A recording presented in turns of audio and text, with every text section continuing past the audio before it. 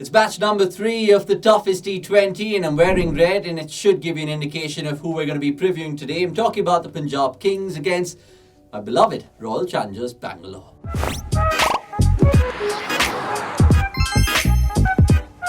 Yup guys, you're watching this match preview on cricket.com with me, Avnish Hegde, and we have Dirk Nannes with us, who of course has played for RCB in the good old back in the day, 2011 it was, Dirk, when you kind of played for the Red Army. First and foremost, how are you and how excited are you to, of course, watching the Royal Challengers Bangalore take on the Punjab Kings? I can't wait to see my old team, or your team, in Bangalore having another crack this year. Maybe is this the year? I hope it might be. I don't know, but from my perspective, good bowling teams make the finals, and I reckon RCB have got an outstanding bowling side this year.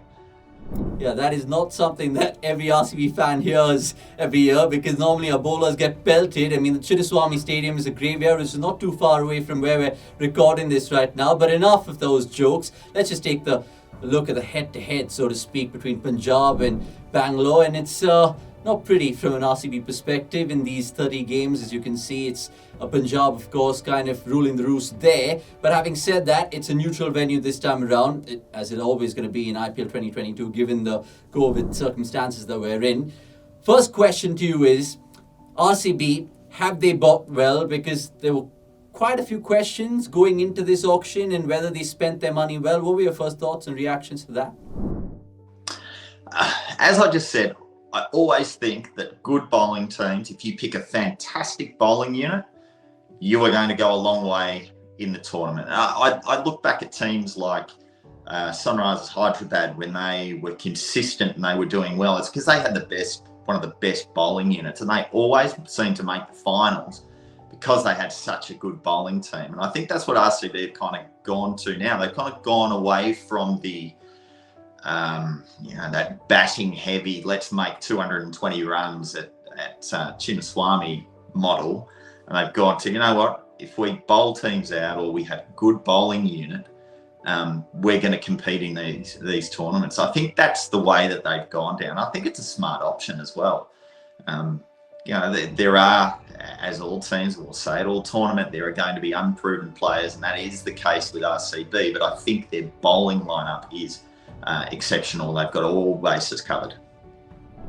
Fingers crossed, Dirk, you've not jinxed it, because look, they have Triple H, no WWE kind of analogies here, but Triple H in terms of Hasaranga, Hazelwood and Harshal, and let's see if they come to the party. Hazelwood might be a doubt for the first game, but nevertheless, going in terms of the grander scheme of things, they do have a fantastic bowling unit, but the bigger concern has to be that middle order, because look, they've always relied on that holy trinity in terms of Chris Gayle, AB de Villiers and Virat Kohli. Now, 2 of them have gone. Virat Kohli remains the sole campaigner, and then they have a new person in terms of leading that side as well in Faf du Plessis. So, weighing in all of this, do you think the middle order is maybe their biggest Achilles heel, so to speak? Oh, if you look down there, every single team has to have a weakness. Yep. And I think that is RCB's weakness. But mind you, that's really only one position. They'll open with Faf, Virat will bat at 3, Glenn Maxwell when he's in. I mean, obviously we're missing him for the first few games, but when he's back in, they sure pack a punch. Who are they going to put in for that? Maybe Finn Allen. He's got such a good strike rate, sort of not exactly a like for like, but almost a like for like in terms of the strike rate output that they need. Dinesh Karthik, what do you do with him? He's down bat at 6. Do you go him at 6? Do you go him at 5? They're going to have to make a few decisions. But I think it's up to, again, that unproven person that they bring in, the young, inexperienced player that they put in. And I think all the teams are going to be the same. Who is going to stand up? Mayapal Lomro, what's he going to do? If he gets his opportunity, or if he gets the nod, is he the one that's going to step up, put their hand up and say, you know what, I'm going to have a breakout season here. I'm a young guy who's getting a go, 22 years old, come out and just whack them around, see how you go, play with freedom and see what happens, put your name in lights. Yeah, I mean, we'll touch upon the Punjab Kings in just a bit. Just to finish this Royal Challengers chat though, let's just focus on the probable 11s, because you've kind of hinted upon the batting structure that you'd want to see them. You mentioned Mahipal Ramlur there. They might even fit in Anuj Raut at 3. Let's see how things pan out for them. And it gives you that little bit of depth as well with Dinesh Karthik and Hasaranga maybe at the back end to finish the game. And dare I say, they can take that opportunity really well. Who else features in your probable 11 for this game? Because you've spoken about the bowling being strong. What's your combination looking like, Dirk? Hasaranga plays. Do they play Willie? I think they will, because Hazelwood's not there. Siraj, well, he's been retained, and you know, the time is now for him to really step up and say, I am the man of this team, build this bowling attack around me, and we will thrive. Harshal Patel, of course, plays, and then you probably go with Shabazz Khan for mine. I think he'll play. So I just think the way their bowling is set up, I think they've got every option available to them. I'm really excited about the bowling unit that they have, and if they can make the runs, I think RCB will be a really big threat in the competition. Yeah, I mean, the fact that you just keep going on like a broken tape recorder about their bowling gives me great satisfaction. But I've never been able to do it before.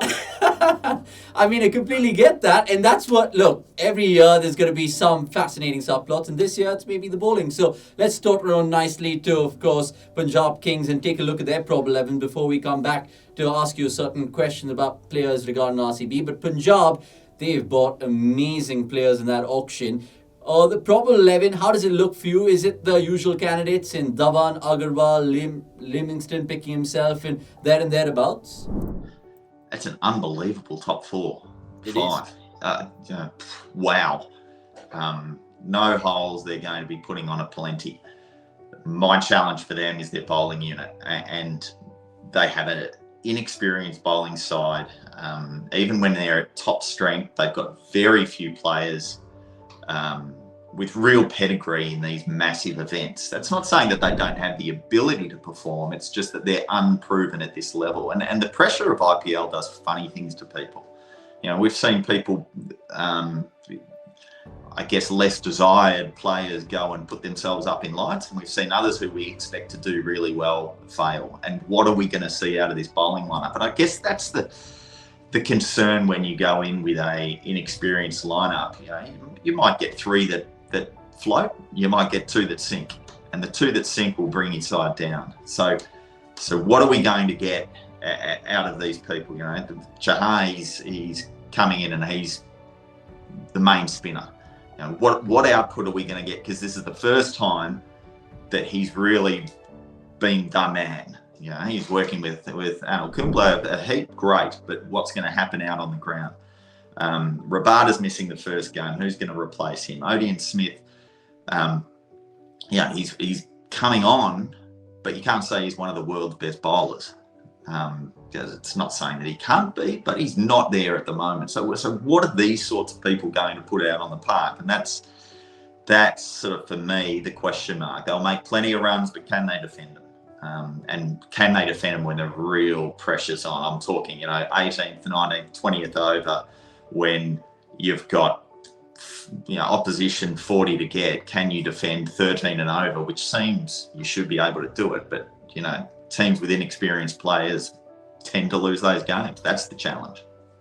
Yeah, it is, and let's see how Punjab fared in that, because last year, remember, they had the likes of Chris Jordan and Arshdeep Singh, who we'll touch upon in just due course, but it just makes me think, Dirk, do you think this is the best ever Punjab team that we've seen? I know 2014, they reached the final, they had some fantastic players in Maxwell, Miller, Ridhaman Saha was rejuvenated that season. Who can forget Virendra Sehwag and the blinder that he played to get them to that final? So, in the grander scheme of things, it makes me think if this is the best Punjab team, on paper at least, surely it has to be. Oh, I don't know if I think you're overstating it by saying they're the best. Am I most fearful of them as a fast bowler? Absolutely. Yeah, I would be petrified to go out and play against them as a fast bowler. But as a batsman in the opposition, nothing really worries me too much. They've got some decent bowling. Arshdeep Singh is a bowler who clearly they've maintained they see some real value in him. Left armour brings something completely different to what the others do. Left armours they're diamonds. You have to keep on them because they're so hard to find, particularly an Indian left armour, who's got so much upside as him. Of course, you have to keep him. But can they all deliver? And I just don't reckon they've got the bowling to get them there. They've got the batting, but I don't reckon the bowling's going to get them there. Okay. Speaking of which, let's of course throw the spotlight in two bowlers, one from RCB and one from Punjab. We'll start with Punjab because you mentioned left armers, and of course you are one, so you're part of the left arm union. Arshdeep Singh has been fantastic for them last year, even the year before that. He was bowling across all phases. Do you think he can perhaps be the Indian spearhead? Because like you said, there's a dearth of left arm pacers in the country right now. Names which spring to mind is Khalil Ahmed, there's Chetan Sakaria, of course, and Arshdeep Singh is another hidden gem. A word on him, Dirk, because how much can he get confidence from last season and take it into 2022? I think that when you're an emerging talent, as he has been, I think there's a little bit less pressure on you. I think now that you're a retained player, being retained has a completely different set of pressures that come with it, and the expectation. You're driving to the ground, his face is up on a billboard. It's completely different mental game that you're playing essentially off the field. And can you handle that pressure? His death bowling's outstanding. The last few years he's gone for 9.6 in the last 4 overs of the game, which is outstanding, one of the top few. But he's only got 4 overs to play with.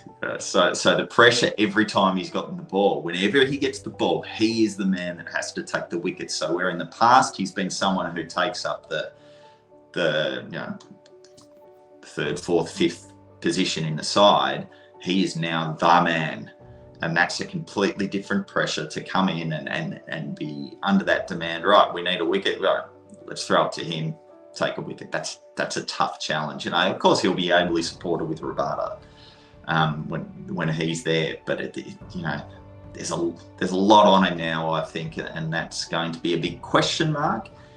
Can he rise to the challenge? He has the talent to rise to the challenge, but it's going to be seeing whether he does, and that'll be one of the fascinating little byplays, I think, in their season. Yeah, you know what they say in sport, fine margins define quite a bit, and that'll certainly come true in terms of not just Punjab, but in the case of Arshdeep Singh. I mean, it is. I mean, let's face the facts. Now, let's focus a little bit on Mohammed Siraj, because you touched upon it earlier when you were talking about RCB and this bowling strength that they have. Do you think he'll be the spearhead? Because, look, he bowls fast, he bowls in the power play, he bowls, of course, exceptionally well in the death. Is this a player that RCB have, of course, not just shown faith in, but they'll probably do much more going forward? I think, again, it's a massive season. He's been retained. He's now not just what he has been in the past, may have been a fringe player, starting to break into the Indian side. Now he's a regular, he's now the man, and this is the first time he is really relied upon heavily to do well in terms of delivering for his side. Not a whole lot of wickets last year, but his economy was outstanding. 6.7 out of a fast bowler is amazing. Averaging 32. He's in the prime of his career now in terms of age as a fast bowler. He's experienced. He knows his game inside out. One of the best in terms of knowing his game, and the competitiveness that he shows in a game is wonderful to watch. I think he has to have a big season for RCB to do really well. I actually reckon he's going to be excellent. I think he's going to cope with it really well. I love his attitude to the game. I love his competitiveness. I think he'll thrive in that environment and with that extra responsibility. Yeah, let's see, because at the end of the day, RCB had a Purple Cap winner in their squad last year, who of course is Harshdeep Patel, but this time it's Mohammed Siraj that we're talking about, so it could be a change of caps in that squad. let's just, of course, get your predictions then and expert tips to wrap up this preview. I understand that you're going to be going to Glenn Maxwell's wedding tomorrow. He's not going to be there for this one, but do you think RCB still have the edge, or am I completely seeing it differently? I feel like RCB do. Yes, there are questions over the batting in this game, but I, as I said earlier, I just don't see the bowling pressure from Punjab to really be able to challenge. Faf du Plessis is a wonderful operator. He's a very experienced captain. Virat can sort of break off the shackles of the captaincy and just go out and play his best cricket, which I think you are going to see. I just feel as though RCB are going to be one of the real quality teams of the tournament this year, and I think they'll start off on a winning foot. Look, I mean, that's music to my ears, but you got to tread carefully when you, of course, you played for RCB, but we had Mark Butcher last year who said RCB are going to win the whole competition and then was egg on his face. So hopefully that's not the case with you, Dirk. But it's been thoroughly fun chatting with you, not just, of course, with this match, but even the Super Sunday Game 1. And let's see how it all pans out and see if you got your results right. We'll catch you post-match, of course, on Sunday. Until then, enjoy the rest of the night in Melbourne, I should say. Thank you. Cheers, Dirk Nannes. And of course, guys, if you're watching this, subscribe to the YouTube channel and you can catch us at cricket.com. It's a fantastic domain that we've got, and so check it out. What are you waiting for? I'm out of here because I certainly need a glass of water.